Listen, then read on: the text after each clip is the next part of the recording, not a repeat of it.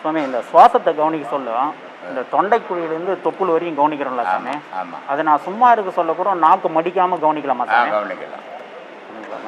அதுக்கு தான் சொன்னான், வந்ததிலும் போனதிலும் மனத்தை வையன்னு வால்மீகி. வந்தது போனது என்னடான்னா வர்றதும் போகிறதுமா இருக்குது மூச்சு. நீ உலகத்தெல்லாம் மறந்துடுற, ஞாபகத்தை அது மேலே வச்சுக்கிட்டா அது உனக்கு புண்ணியத்தில் இருந்து சேர்க்கண்டாலும். அதனால் எப்போவுமே நினைக்கலாம் சாமி. இப்போ நாக்கு நான் மடிக்காத நேரத்தில் கொஞ்சம் மேலே குறையாது, எது வரையும் போதும். மடிக்காத போது நீ பாடம் பண்ணாத போது கவலைப்படாது, அது எங்கன்னா போட்டோம். எங்கன்னா பாடம் பண்ணும்போது அப்படி தான் பண்ணணும். அது பாடம் பண்ணும்போது மேலே போயிடுச்சுன்னா கண்ணு வலி வந்துடும், காது வலி வந்துடும், தலைவலி வந்துடும். அதனால அந்த மாதிரி நீயா ஓட்டிடக்கூடாது. அதுவாக போகிறத பற்றி உனக்கு பாதிப்பு வராது, நீயா ஓட்டினா பாதிப்பு வரும். அப்போ சும்மா இருக்க சொல்ல எது வரையும் போதும், எங்கே தொடங்கி எது வரையும் போய் போட்டு நீயா அப்போ கவனிக்கிற, பாடம் பண்ணும்போது மட்டும் அதை கவனி. சரிங்க சார். சாமி, அந்த காதில் சத்தம் தொடர்ந்து வந்துக்கினே இருக்குது, நைட்டில் தூங்க சொல்லுவேன்.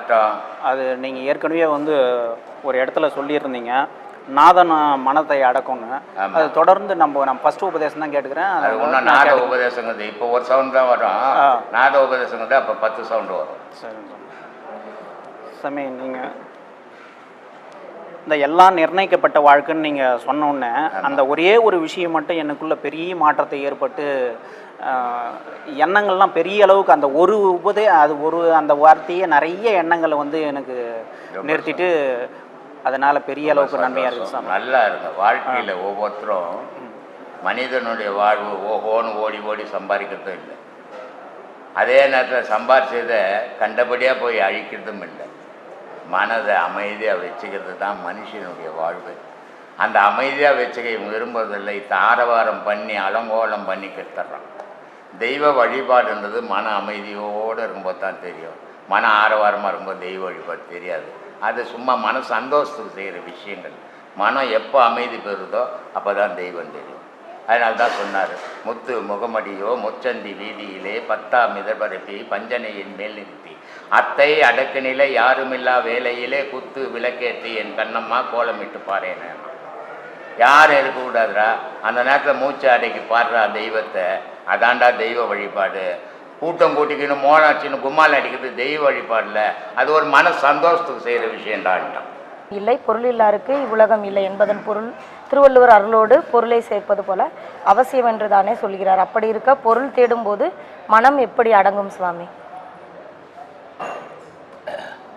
மகான்கள் இருந்தாங்க தெரியுமா, சாப்பிடாம இருந்தாங்க, சாப்பிடாம இருந்தாங்க. இல்லை சரி, சாப்பிட்றேன்றதுனால கடவுளை தேடாமையா இருந்தாங்க.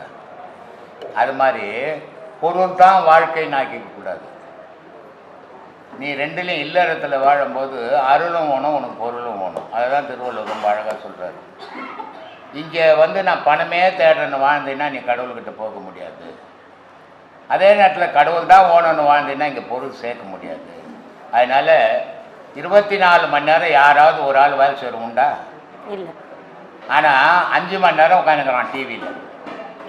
1 மணி நேரம் பேப்பரில் ஒரு எழுத்து துட்டு குத்து வாங்காமல் ஓசி பேப்பரில் ஒரு எழுத்து கூட விடாமல் படிக்கிறான்.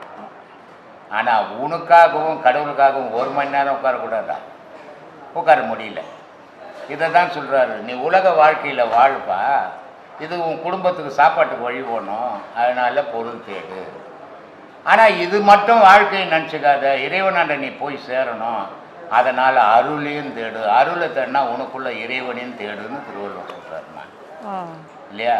இதை சொல்லிட்டு இன்னொன்று சொல்கிறார் தெரியுமா, வருமுன் காவாதவன் வாழ்க்கை எரிமுன் வைத்தது போல் கடுன்றார். நீ பிறந்தது பொய் இல்லையே, பொய்யா? இல்லை. நீ இருக்கிற இல்லை. சாக போகிறது பொய்யா? அதுவும் மெய் தானே. ஏன்னா உன் எதிர உங்கள் தாயா செத்தாங்க, தாத்தா செத்தாங்க, உங்கள் மாமா செத்தார், அண்ணன் செத்தார், தம்பி செத்தார், உலகமே செத்துன்னுக்குது. அப்போ நீ ஏன் சாக போகிற? பிறந்ததும் நிஜம், போக போகிறதும் நிஜம். இது ரெண்டுக்கும் நடுவில் கடவுளை தேடுன்றார். இல்லைன்னா வைக்காப்போர்கிட்ட நெருப்பு காட்டின கதையாக போடுவேணி அப்படின்றார், இல்லையா? அதனால் வருமுன் காவாதவன் வாழ்க்கை எரிமுன் வைத்தது போல் கெடுன்றார். வைக்கா கிட்ட நெருப்பு காட்டின கதையாக போடுவிட அவன் வாழ்க்கை. அதனால் இறைவனை தேடுறான்றார். வாழ்க்கை பெருங்கடல் நீந்துவார் நீந்தார் இறைவன் அடி சேராருன்னார். இங்கே உலக வாழ்வே நீட்டு இந்த மூச்சை இப்படியே ஓட்டிக்கின்னு இருந்தீங்கன்னா கடவுள்கிட்ட போக முடியாதுடா. இந்த கடலுன்றது வயிறுடா, இதில் போகக்கூடாதுடா மூச்சு, பின் முதுகு தண்டு வழியாக போகணும், இப்படி போனால் கடவுள்கிட்ட போய் சேரலான்டா. அதனால் எல்லா மகான்களும் கடவுளை பற்றி பேசாத ஒரு மகானும் உலகத்தில் பிறக்கலை. எல்லா மகான்களும் கடவுளை பற்றி பேசிக்கிறான். அதே நேரத்தில் கடவுளை மட்டும் தேடுங்கன்னு யாரும் சொல்லல, உலக வாழ்க்கையில் வாழுங்கன்னு சொல்லியிருக்கிறாங்க. ஆனால் இவனால் முடியல. நான் அதனால தான் நம்ம சீடர்களுக்கு சொல்லுவேன், எல்லாரும் வந்து ஒரு வித வாழ்வு வாழ்வாங்க, ஆனால் நம்ம சீடருங்க இருவித வாழ்வு வாழணும் அப்படின்னு. ஒருத்தன் வந்து என்ன பண்ணுவான், உலக வாழ்க்கை தான் போதும், அதெல்லாம் சம்பாதிக்கணும், அதான் பொண்டாட்டி புள்ளக்குட்டி அதுதான் சுகம் அப்படின்னு ஒருத்தன் வாழ்ந்துருவான். ஒருத்தன் என்ன பண்ணுவான், குடும்பம் வேணா, குழந்தை வேணா, குட்டி வேணா, நான் கடவுளை தேடி போகிறேன்னு ஒருத்தன் வாழ்ந்துருவான். அது ரெண்டும் ஒரு விதமான, இது எல்லாராலையும் முடியும். ஆனால் குடும்பத்தையும் பார்த்து கடவுளையும் பார்த்து வாழணும்னு சொன்னால் ரொம்ப கடினம். அது இருவித வாழ்வு இல்லையா? இதை தான் சொன்னார், பொருள் தேடாதவருக்கு இறைவன் அடைய முடியாது, அருள் தேடாதவனுக்கு பொருளும் தேடு அருளையும் தேடு. அதனால் சொன்னார், பொருள் இல்லாதவருக்கு இவ்வுலகம் இல்லை, அருள் இல்லாதவருக்கு அவ்வுலகம் இல்லைன்னு. இதில் இன்னொரு விஷயமும் இருக்குது. பொருள்ன்றது இங்கே துட்டு கிட்டு சொத்து சொகன் மட்டும் நினச்சிக்காதீங்க. அதை மட்டும் சொல்லலை கேட்டது. அதை யார் அந்தமா கேட்டாங்க, வயசு இருக்குதா கடவுளை அடையிறதுக்கு? நீ இருக்குதுன்னு சொன்னேன். பொருள்ன்றதுக்கு விந்துக்கு ஒரு பேர் பொருள்னு பேர். விந்து இருக்குது, அதுக்கு பொருள்னு ஒரு பேர். அந்த பொருள்ன்றத ஒன்றை நீ உடலுக்குள்ள சேர்க்கலன்னு சொன்னா இறைவன் என்ற அருளை நீ பெற முடியாது. இதை இங்க வெளி உலகத்திலேயே விட்டு பாழ் பண்ணினா நீ இறைவன் ஆண்ட போக முடியாது.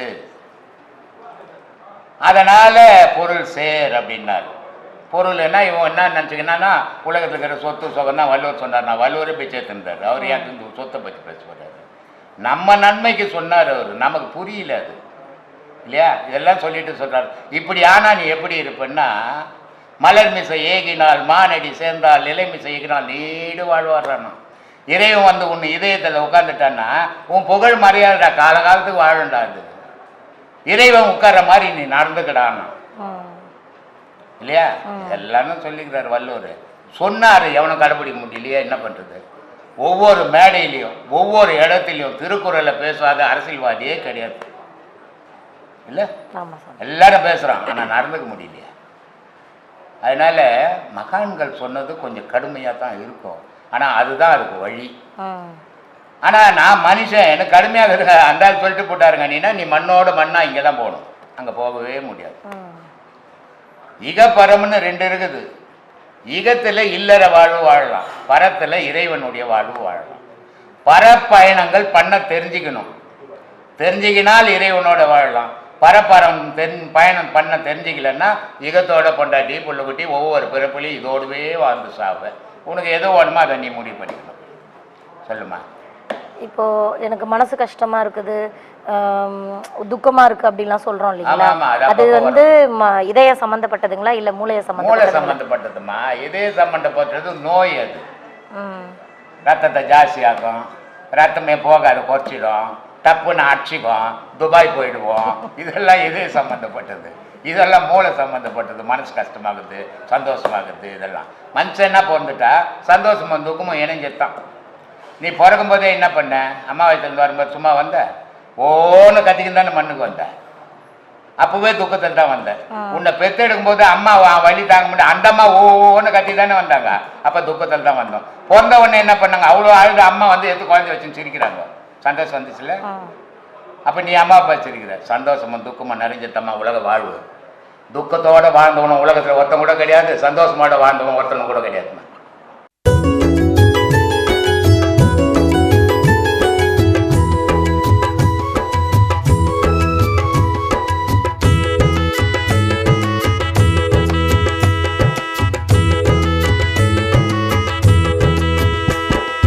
நல்ல காலம் பொறந்துடுச்சு நமக்கு, நல்ல காலம் பொறந்துடுச்சு நமக்கு.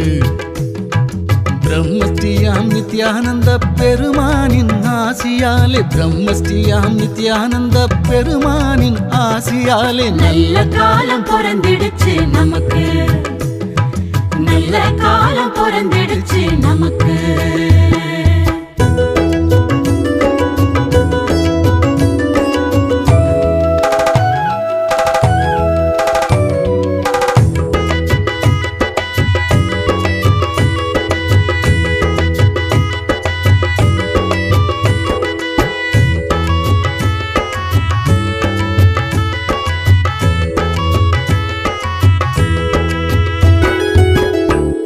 வந்தோம் உள்ளத்திலே திருப்பம் வந்தது, கூடி வந்தோம் குடும்பத்திலே குறைகள் தீர்ந்தது. தேடி வந்தோம் உள்ளத்திலே திருப்பம் வந்தது, கூடி வந்தோம் குடும்பத்திலே குறைகள் தீர்ந்தது. நாடி வந்தோம் சாமியினை நன்மைகளும் வந்தது, நாடி வந்தோம் சாமியினை நன்மைகளும் வந்தது. கோடி காலம் தவம் இருந்த பலனும் கிடைத்தது, கோடி காலம் தவம் இருந்த பலனும் கிடைத்தது. பூமி எங்கும் சுத்துதுங்க சாமியோட பேச்சு, போலி வாக்கம் பற்றி தங்க உலகம் முழுக்க பேச்சு. வாங்க வாங்க பக்தர்களே போலி வாக்கு